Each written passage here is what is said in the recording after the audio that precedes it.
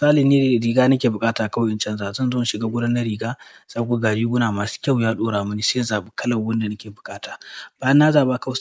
A wannan zamanin abu ne mai sauƙi ka ɗauki hotonka a haka, ka kuma mayar da shi haka ta hanyar amfani da fasahar Artificial Intelligence, ma'ana IA. Kusan mutane dama a wannan zamanin sun karɓi wannan fasahar domin tana sauƙaƙe wa mutane wajen yin wasu abubuwan da editing da dai sauransu. Wanda kamar yadda kuke gani za ka iya ɗaukar hotonka da wasu kayan daban, za ka kuma iya canza duk kalar kayan da kake buƙata. Wannan zan ce kaso 70 na cikin mutane da wuya za su iya gane cewa wannan editing ne. Domin wannan fasahar ta AI tana muku editing tamkar a gaske. Domin kallon yadda za ku yi wannan, ku biyo mu a cikin wannan bidiyon. Kamar yadda kuke gani, abu na farko za mu yi amfani da wannan application ɗin nan.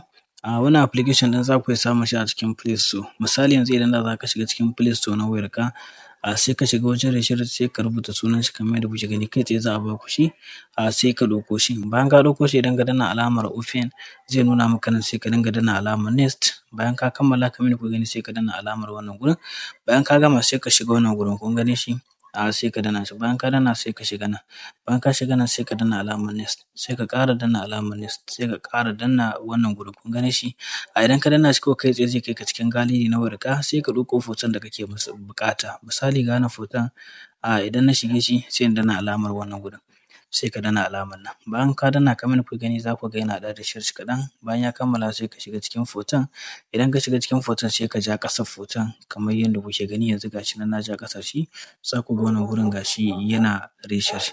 Bayan ya kammala kamar yadda kuke gani za ku ga wannan na farkon idan wando nake buƙata in canza ga shi.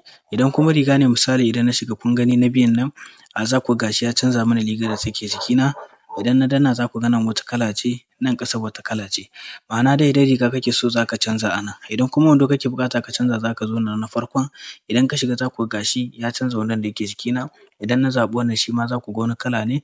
Idan na danna nan shi ma za ku ga wani kala ne.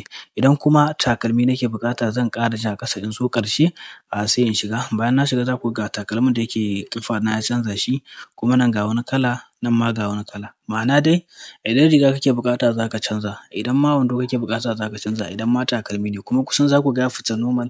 Yawancin mutane ba za su iya gane cewa wannan editing ne. Misali ni riga nake buƙata kawai in canza, zan zo in shiga gurin na riga, za ku ga riguna masu kyau ya ɗora mini, sai in zaɓi kalar wanda nake buƙata.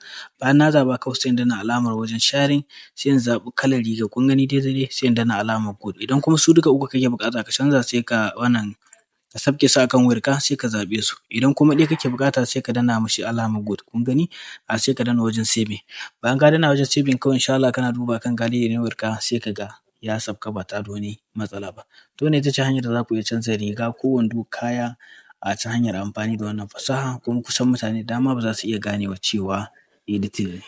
To ƴan uwana, a nan muka kawo ƙarshen wannan bidiyon. Kada ku manta ku danna mana alamar like, sannan ku je YouTube channel ɗin mai suna Shark Tech TV ku yi mana subscribing.